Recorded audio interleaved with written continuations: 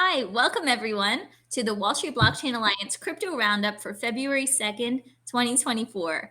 I'm here with my amazing co-hosts, Quaranta and David Brill. Sorry about that, Ron. Okay.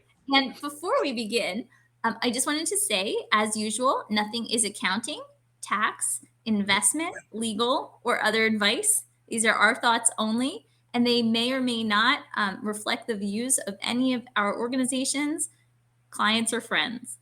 So, with that, welcome, guys. It's great to Josh, see you. good to see you. I want to say that I'm impressed that you're still able to try to pronounce my last name. I was 8 before I got it down pat myself, so you're good. I mean, I do think that's one of the only times just now, of course, preserved forever, that I've flubbed it like that. But I'm glad we're old No friends. worries. It's good to see you. Welcome back. Good to see you too. So, what's on your minds this week, guys? David, you want to go first? Well, sure. There's a lot going on. It's been sort of a bit of a bankruptcy week in the ways that may have been a little unexpected. FTX has come out and said that I'm just going purely by reporting that customers are going to be repaid in full for their holdings on the platform. Now, the caveat is that it's in full on the dollarized date of the bankruptcy filing, and we've seen crypto go up significantly since the bankruptcy filing. But even for dollarized claims, I think that's really good news. And it brings up a bigger conversation, not for today, but, the way Sam used the money of customer funds, has been long discussed, and it's been commingled and was not consistent with the way the exchange was run. But it seems like for whatever reason, maybe it's a little luck or maybe it's a little skill, there are enough assets in the estate to make everybody whole. So I think that's an interesting development, and I'm kind of looking forward to looking into the numbers and seeing what's reported. It sure is interesting. Sorry, I was go going to ahead. say, I don't think a lot of people saw that coming. I mean, at other times, it seemed like quite the opposite. But I didn't mean to interrupt you. Go on. No, I was just going to say the other thing is that the Celsius plan of reorganization went live, and there is now a new mining business that has taken the Celsius assets and some of HUD 8 and will be a public company at some point. And so it's going to be interesting to see, how that mining company does, and will those shares, go up in value so that Celsius customers, may have a chance to be reimbursed in full. Because right now it looks like they're going to take, potentially, a 30 to 40% haircut, depending on if the assets are, how you look at the assets that they had on the platform. David, when I've been following the bankruptcy. I've been following the bankruptcy stuff, Josh and David, and it's always fascinating. And I always feel for colleagues in the industry and customers that were, I'll call them victims of FTX, for example, Josh, or victims of the collapse of Celsius. And when you talk to bankruptcy experts, it will be the valuation on the date of the bankruptcy filing or something along those lines. But I do hear so many people who are like, well, that's really unfair. Had I been able to keep my, call it Bitcoin or my crypto, I would have gone up so much more. And it's an unfortunate aspect of just the industry not understanding bankruptcy law. And I would argue, thank God they're getting something back, which I think is phenomenal, because there really was thought at one point you're going to get nothing back, or you're going to get very, very little back. David, I did want to ask you one thing, because I haven't dove too deeply into some of the details. I haven't heard a lot about, so SBF's investments leveraging customer funds in some of the startup stuff, and Anthropic stands out. Has anyone seen any news about how that renders out in the bankruptcy? Maybe we lost David. David, are you on mute? Well, we might be losing the connection with David. I know he's traveling and the Gulf Stream's fueling up, Josh. I think one of the things we should get back to is some of, I would love to talk about some of the investments later on. David, go ahead. I'm sorry, buddy. David, can you hear us? I think you're on mute. Or your connection's really terrible at the hotel. Well, until we get to David's voice, Maybe what I'll say is, the more things change, the more they sound the same in some ways, because Right. I feel like what we're seeing with FTX and this valuation question about the dates, which, yes, as you noted, there's a lot of consternation, but also, pleasant surprise. And we saw that going all the way back to Mt. Gox, Yes. a world away and a lifetime away in crypto, Yep. and the same considerations. Yep. And 10 years later, we're finally seeing news about settlements out of Mt. Gox, if I recall correctly, Josh. I think that's right. David, can you hear us now? Yes, the hotel Wi-Fi is a bit underwhelming. So coming to everybody from DC, where I've had a really productive week, but hotel Wi-Fi gets a fail. The dollarization of claims at the beginning of bankruptcy is a typical thing that hasn't been really something that in the past has been, a major issue in bankruptcies. It just was understood that's how it would be. But because crypto does move quite a bit, is a little more volatile than other asset classes and has some inherent value, even though, securities, a typical security in a bankruptcy would go, close to zero.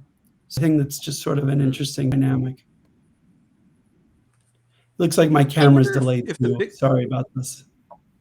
We just get to look at David's handsome face in pose, Josh. It's like one of those photo things where you get like a picture frame and the photo keeps changing within it. Just on that last point, David, and Josh as well, does this mean the end of FTX selling of crypto? Because that was one of the market drivers, David, you and I and Josh were talking about over the past couple of weeks.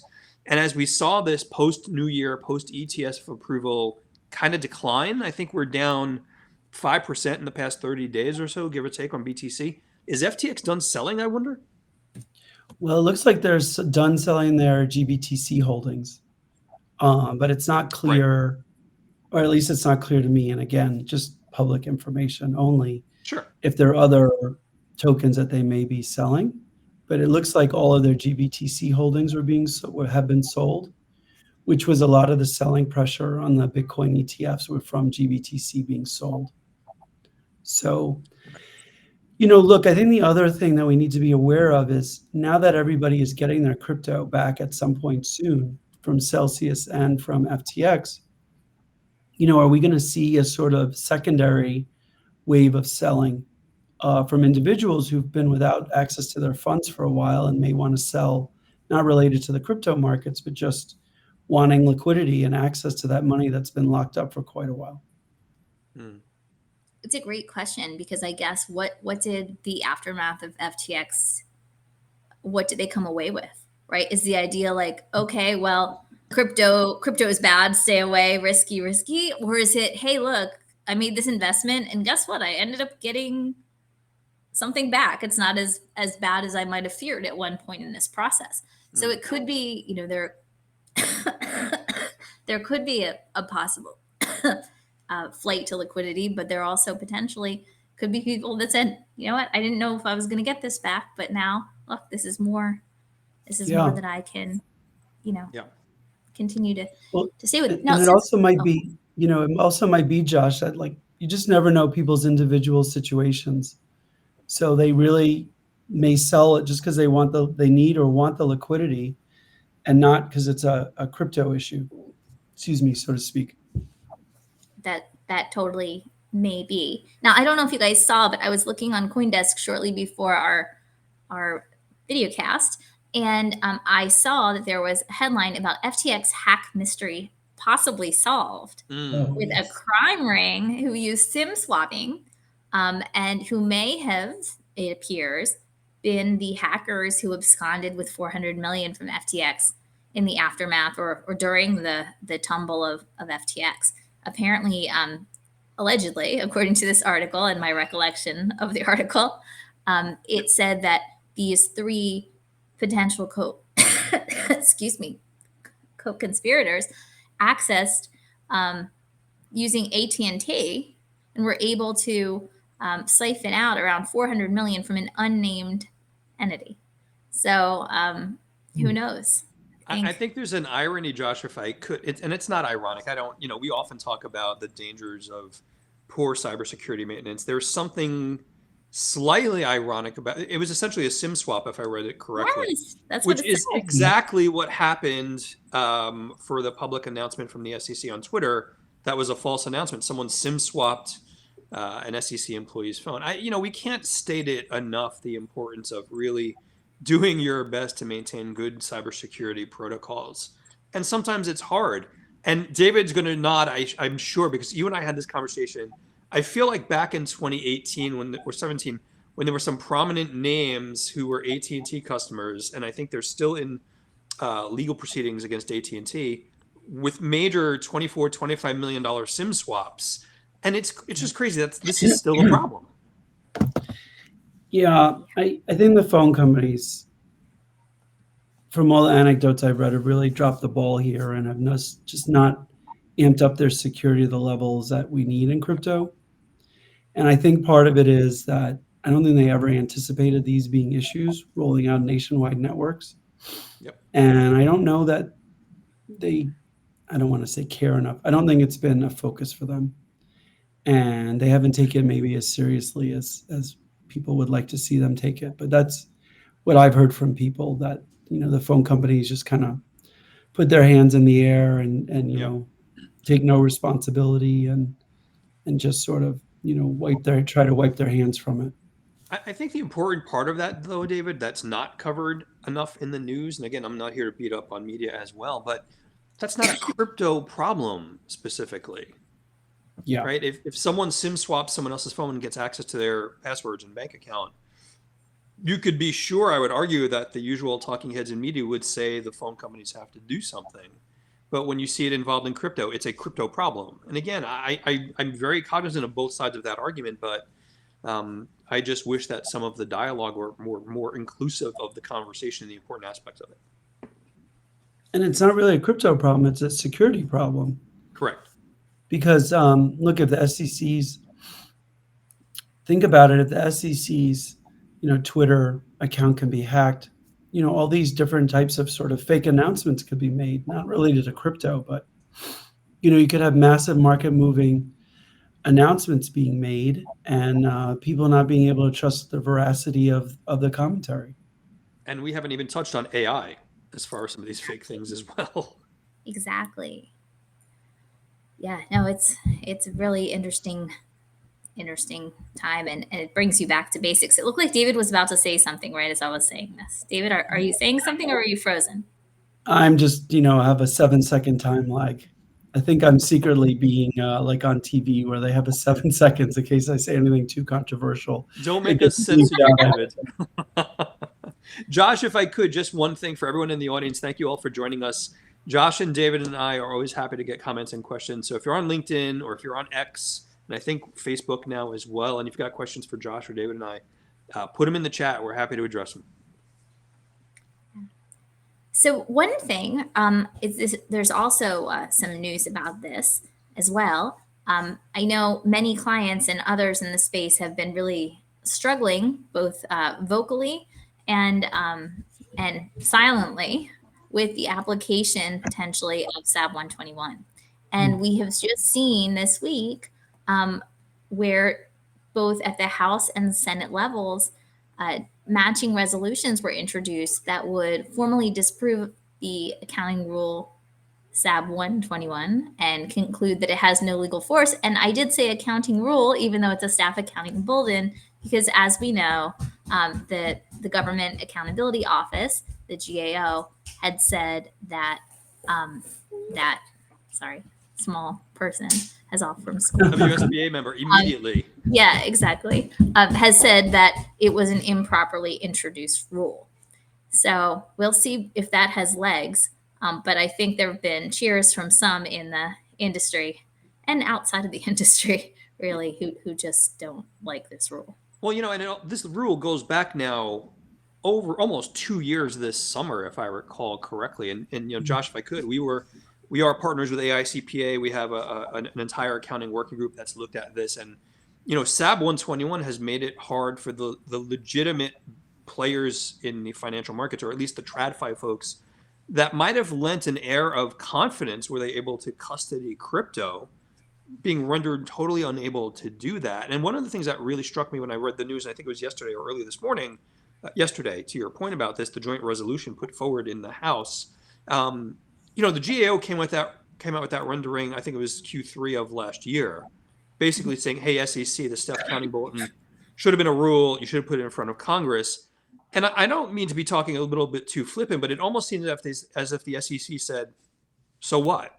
So it almost feels like politicians were, and it becomes a political conversation again. They're pushed to engage this kind of joint resolution, and it becomes a politics question around, does this succeed? We had a conversation remotely with Dina Ellis, who's a WSBA member, and she's in DC.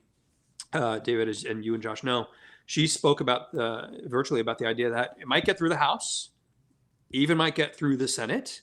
But if this is going to be a binding resolution, the president we need to sign off. And then given the administration's posture on a lot of this, the odds of that are not great, which again brings us back to, why are these rules there and how can we abide by them when people are able to say, you can't do this business? And these are organizations trying to do the business properly. I'm going off on a tangent, David. I'm sorry. No, look, it's disappointing. I think that's what I would say. And look, there's a corollary here with the token projects that have been named securities in a couple of in the Coinbase and the Binance filings, but then these projects don't have standing to defend themselves in these proceedings. I understand that different people in the administration have different views about crypto. I think generally speaking, see the typical rules around these kind of situations be abided by, and that if a crypto project is going to be deemed a security, that they have an opportunity to defend themselves in the normal process. Yep. No, fully agree, David. Fully agree. Yeah. And with respect to SAB 121, I'll say, Ron, you rightly mentioned that it was introduced around 2 years ago, which I believe is the case. I certainly, although I, like many, was looking at it like, whoa, this is big news when it came out, I didn't really, I mean, we are so much further along in terms of institutional adoption and different types of entities, including banks, having big plans, where I think, when it first came out, I think we were thinking about the exchanges, right? Much more. And now I see, at least in my practice, a lot of questions contemplating, what's going to happen with in a more traditional finance entity type transaction or a series of transactions or strategy. So it's even though it's been out there for a while, it seems in my mind to have taken up a greater share of space just because of the expansion of the crypto universe over the past 2 years. And it also tells me, just to throw this in there, Josh, as much as we hate to say it, this is an election year. So how much of what we're talking about is predicated on the results of the election? And I don't think anyone has any idea whatsoever. Well, some of us have views on what will happen depending on who wins, but we won't go into that here. But no, look, I just wonder if, we're going to see political contributions made to candidates who support crypto initiatives and see them in a meaningful way, and what, how that may influence certain, elections, certain, specific elections and races. David, one last thing on that. It's not a politics podcast that we're doing, but one of the things I've seen in the news has been the many millions of dollars raised. There's some significant political action committees that are out there now in DC focused on crypto. And, the Wall Street Blockchain Alliance, we don't lobby and we're not a PAC, we're a trade association. But seeing the work and seeing that the money being driven to these political action committees, it really seems to be turbocharging the conversation in Congress about how progress may or may not be made. So it'll be interesting to see where that goes, whomever wins the election, David? Yeah, look, I think that I think it's really important that if people want to have representation, they need to have their voices heard. And, this is the maturation of our industry where now, we have PACs and we have lobbyists, and, it's the next step in this process. And I think you can't afford not to have a voice in Washington. And I'm actually here in Washington, not doing lobbying, but talking to people about crypto and different projects. But you have to have a voice in Washington. Otherwise, you're not going to be part of the conversation, and you don't want to be excluded in these conversations. Yeah. So Josh, if I could, I wanted to slightly tear up the script. Actually, not tear up the script, because it's actually one of the things we talked about in prep. One of the things that I was just astounded to see, and we not too long ago had our listen party, as you both recall, for SEC v Coinbase, which I thought was great. And David, again, your commentary, and shout out to Sam Enzer, that was great commentary as well, which is awesome. And for everyone watching, that recording is available on YouTube. So interestingly, I believe it was one of the analysts at Bloomberg Law gave a 70% chance of the judge dismissing the SEC v Coinbase case based on the solidness, I'm making up that word, of the SEC's main contentions there. That's a very high percentage in my mind. I was just curious if either of you had seen that, and does that make sense? Do you think that's possible? Oh, I'm definitely letting Josh go first. Anything is possible, holding aside, the merits of the particular case or lack of merits. What I think is, it would be interesting, and I haven't looked closely at what was said. I did see a headline about that or some sort of statement about it, is whether they mean that at a later stage, or they mean that actually at this motion for judgment on the pleadings, like an initial stage, because we're still, as we talked about excuse me, in our prior podcast, we're still very early in the case. So it would surprise me if the case got thrown out at this early in the stage altogether. It would surprise me. Yeah. But David, what about you? No, I agree. I mean, it looks like that on this trajectory, some of the charges could be, some of the elements of the claims, could be won by Coinbase on a summary judgment motion. But at the motion on the pleading stage, I think 70% feels a little optimistic. But look, I think it's really going to be great theater when it comes out, what the rulings are, and everybody is going to be diving in and parsing all the words like we did on Judge Falia's, during her questioning of the parties. And so, we're really in interesting times, and seeing, the bar, I won't call it the crypto bar, but sort of the broader fintech financial services bar supporting crypto here, or advocating for crypto, really come to bear. We've really seen some top tier work, legal work done on behalf of, Coinbase here, in the pleadings and the DeFi fund amicus brief. So we really have the benefit of really some of the sharpest minds in the legal community advocating for crypto.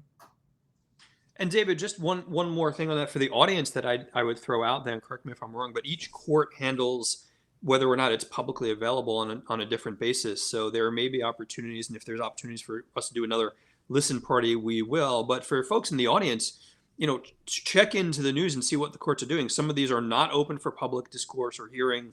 Some may be. So I think that's important as well. If we're going to be observing this, let's listen to the court proceedings as they happen wherever possible.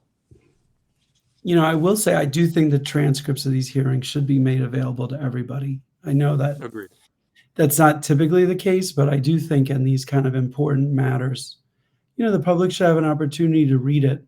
I mean, I think it's been reported fairly, but I think people should have the opportunity to read it for themselves and, draw their own conclusions from the questioning. But Agreed. Hopefully somewhere in the future that will happen.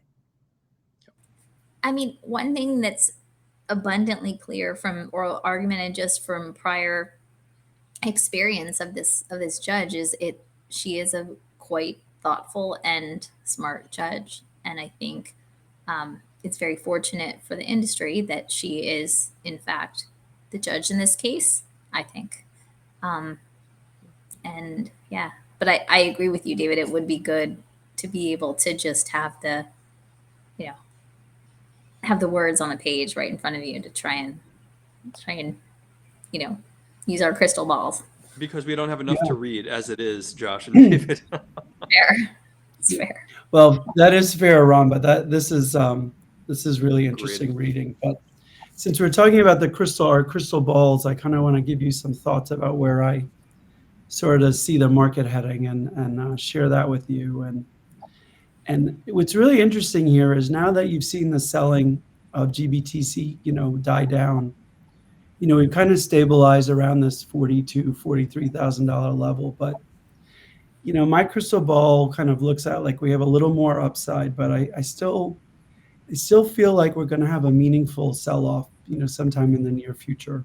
And again, I don't think that has to do with anything with the crypto ecosystem on the whole and the viability. I just feel like there's going to be some significant profit taking coming in soon. So that's what I'm really paying attention to. I think both in Bitcoin and Ether, and then in the broader crypto market. I feel like we have one, fairly significant sell-off to come, and then I think we'll start seeing positive trajectory after that.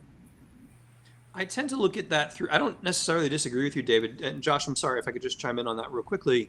I tend to look at the macroeconomic stuff that, David, I know you and I quite frequently do. And, I was, again, my head blew up a little bit this morning. We were all waiting for the jobs data, and I think the median estimate was something like, call it 170,000 jobs. Could be wrong.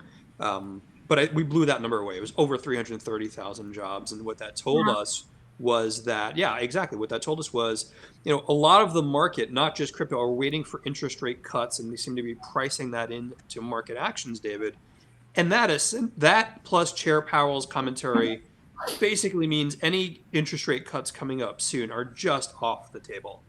March is off the table. May's probably off the table, maybe in June. And so from a macro perspective, if you're an institution especially, I can avoid some of the volatility of, for example, owning crypto or Bitcoin and get yield relatively safely. And I think, I know what you're saying about the leg up, but I think the leg up happens later on in the year.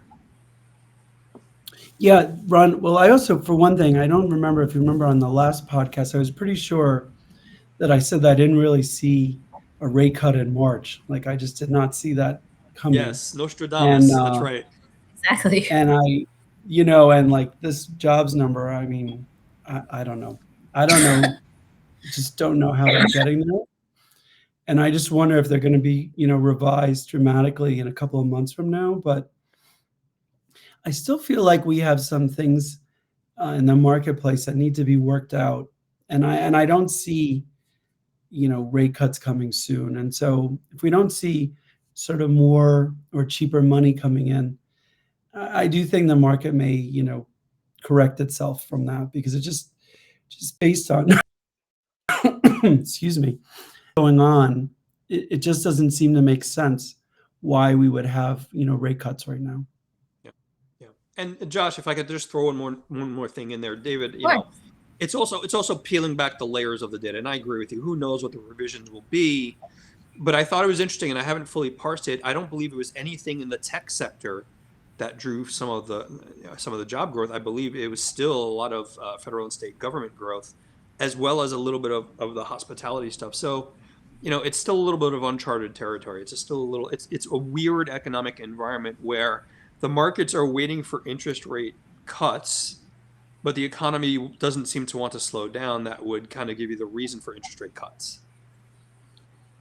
Yeah, I also think that I have a hard time believing that the white collar market is as bullish as these numbers indicate, because you are seeing, layoffs from larger companies announced. I think there were a few in January. So it's a very weird, lumpy kind of report and market right now. So it'll be interesting to see what comes of it in the near future. But I just don't see how they can cut in March. It just doesn't seem practical, like you said, Ron, and maybe not even in May. I don't know what necessarily is going to change that makes that, appropriate.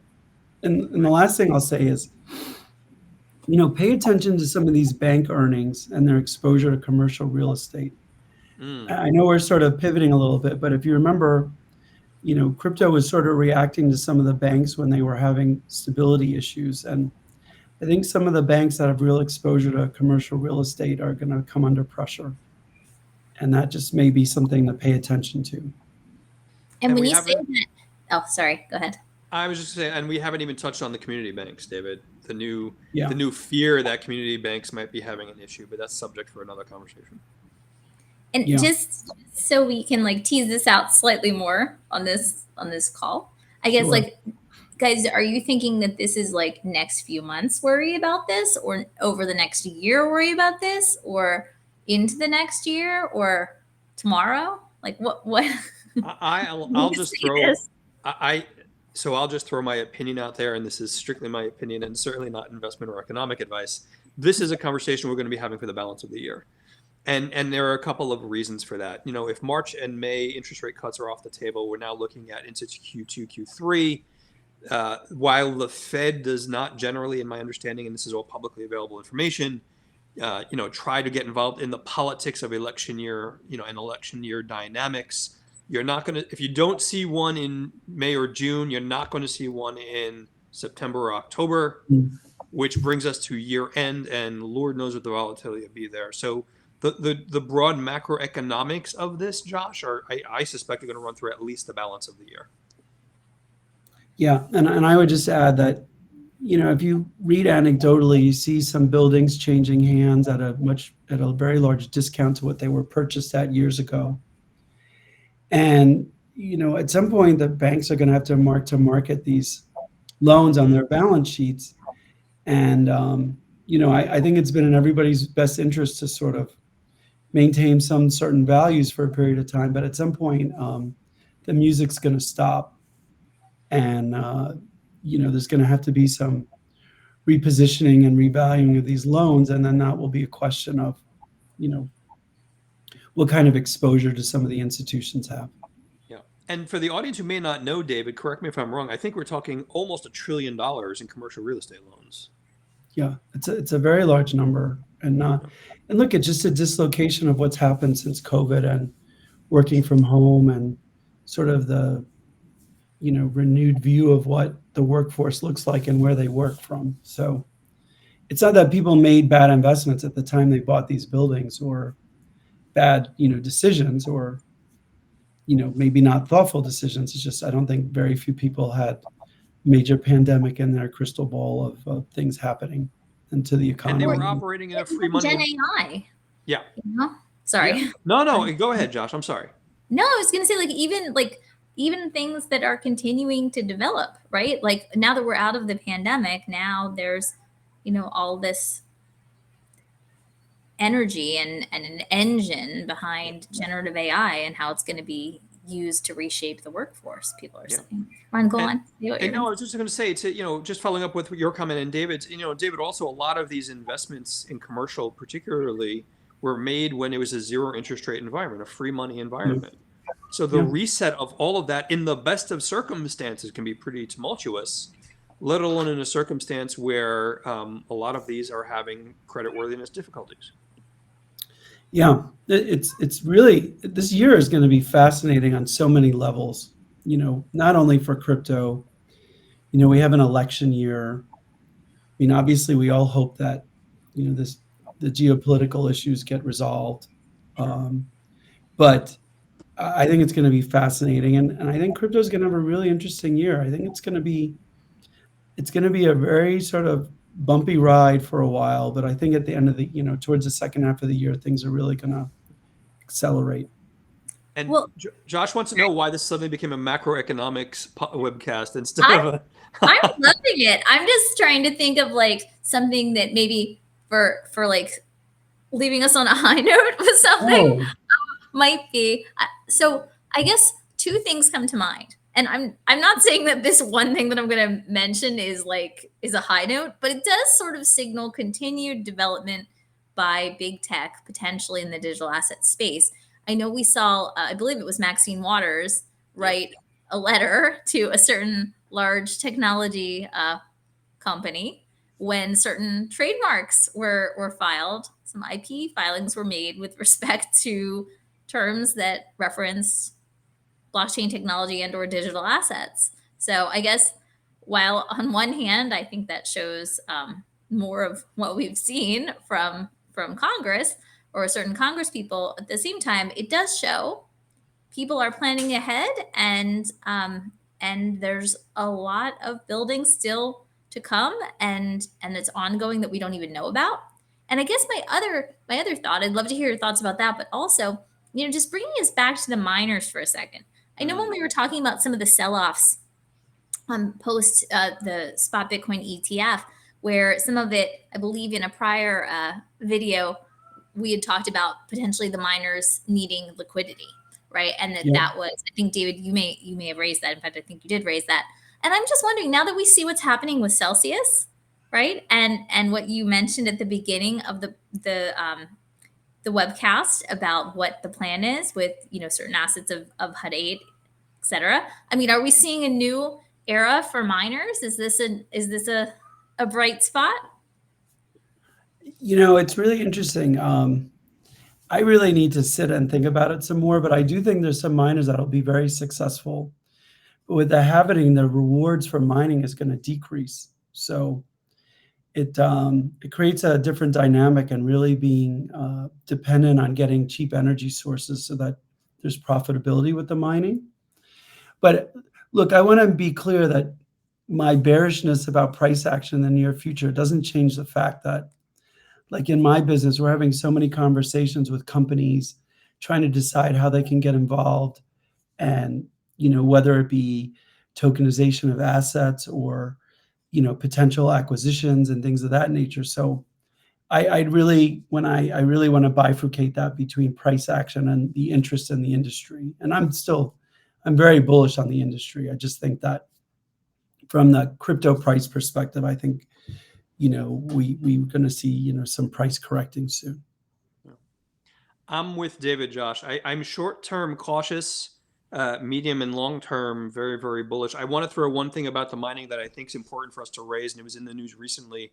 And I know it's going to sound like I'm bashing government and the administration. I don't mean it that way, but it was fascinating to see the administration invoke emergency reporting authority or some kind of emergency authority to compel miners of crypto, of Bitcoin, to report on their energy consumption. To what end, I don't know. And that's kind of the politics and legislative and executive branch stuff that I don't fully get. But to me, it's another example of whack-a-mole on the crypto space, where if you see something happening, administration, and you don't like it, go after them in some way, shape, or form. So I think it's important to see the outcome of some of that reporting as well. And, I think the three of us have had conversations and seen the reports that talk about, or at least push back on Bitcoin mining being very bad for the environment, but that's so, in my mind, taken out of context relative to the global meat industry or the trucking industry or the airline industry. And again, I'm not justifying any of that. All I'm saying is let's take this in context instead of coming up with straw men that we can beat up on. Yeah. Maybe we should have somebody from one of the miners come and join us on one of the podcasts and sort of give us their take. We definitely will. Maybe we should invite the new Celsius CEO from their new mining business to join us once things settle down in that new business. We'll make the usual phone calls and inquiries, my friend. Josh, could I raise one more thing? And I know we're out of time already, but I just wanted to raise something that I thought was important as well. And I know I sound like Ron Gloom today. I'm generally not. But one of the things that really, really caught my eye was there was a recent news article. The SEC basically dropped the debt box case. And for not knowing enough about the details, and I certainly don't know debt box at all and haven't followed them at all, but it was fascinating to me that it was alleged that SEC attorneys had, and one of you correct me, either withheld or didn't properly share information with the court. And the SEC dropped the case and basically told the court, and we shouldn't be sanctioned for essentially what SEC lawyers should have done in the court. And there's just this self-serving perspective of the only reason they dropped it is because they might have gotten in trouble for not dropping it. And it just feels a bit out of the norm. Please, someone, from a legal perspective, am I misreading that? David? No one wants to answer that. Look, I want to read more about it, but Sure. I do think that, we have to comport ourselves in court in a certain way. And that's why we have rules around evidence and things like that. And so I need to really read more about it to really have a more formal view. But, it's not helpful when you read these things in general, I would say. What do you think, Josh? So I agree. I need to do more reading about it. But what I would say also is just whether or not folks get sanctioned, right? The fact that it was close enough to the line that people have to argue why they shouldn't be sanctioned, maybe it will make the line, maybe it'll make people step back from the line a little bit more in the next case. Yeah. And Josh, one last thing. I just, to balance this out a little bit, SEC attorneys and attorneys for regulators are human beings as well. So I do get that mistakes get made, but you have to argue to expect a bit more discretion and understanding of what those lines are. Oh, for sure. I wasn't trying to say no, nor I. Yeah. It's not to the case to be able to say anyway, but I'm just saying, like, maybe if, say, even if there weren't sanctions, right? But if they were spooked enough that they were going to get sanctioned, that maybe there will be self-policing a bit more in the next. Yeah. All right, my friend. We've covered it all. This was a heavy podcast going into February weekend. Yeah, seriously. Well, I will say that actually, it was Groundhog Day, early spring, allegedly. For those who believe in that stuff. David's like, I don't care. I'm Floridian. Yeah, I'm going back to Florida this afternoon. I'm very. The clouds are never over the beachfront compound, Josh, in Florida. We love you, David. Not at least in February. Talk to me in June and July. It's another story. But no, look, I think there'll be a very interesting week. I think there's a lot to digest. And even for people who are not, economists, or not that I am or Ron is or you, Josh, but like this jobs number, I think it's all worth just reading, just if you have a general interest in the economy. Like, it just seems so strange that really smart people are just so off on guessing what the jobs numbers are. It just strikes me as odd. And off huge, David, not by 10%, literally by 100% plus sometimes.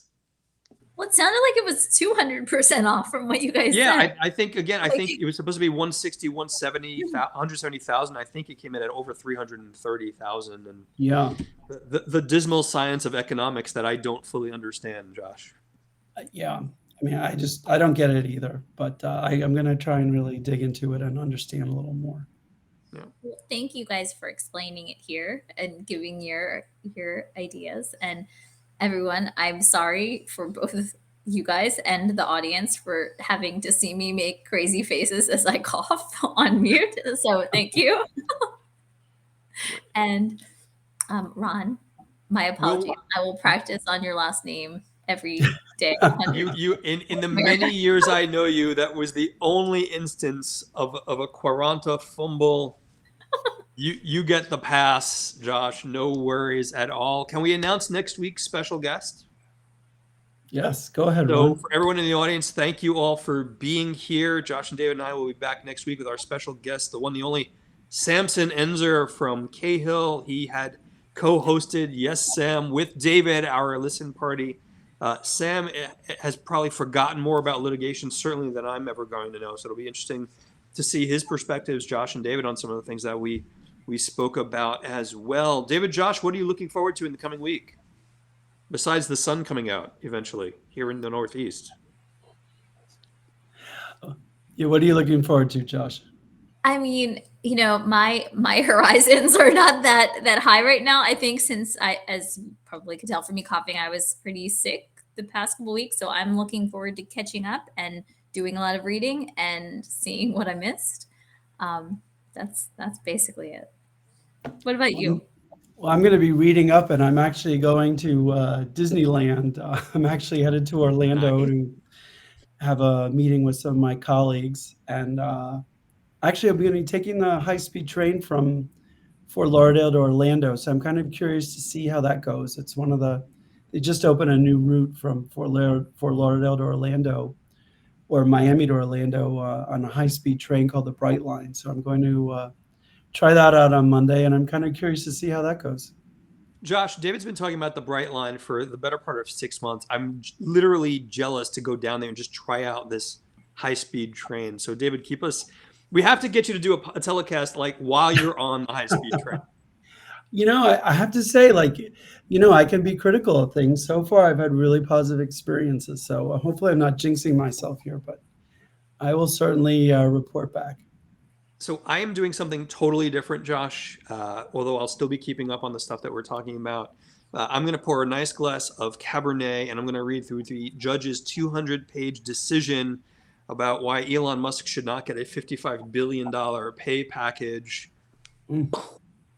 I'm not sure what will come out of reading that, but I'm sure it'll be fun.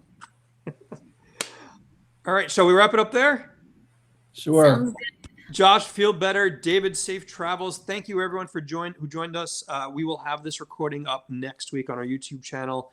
Tune in again. See you all next Friday. Have a great weekend, everyone. Take care. Bye-bye. Take care.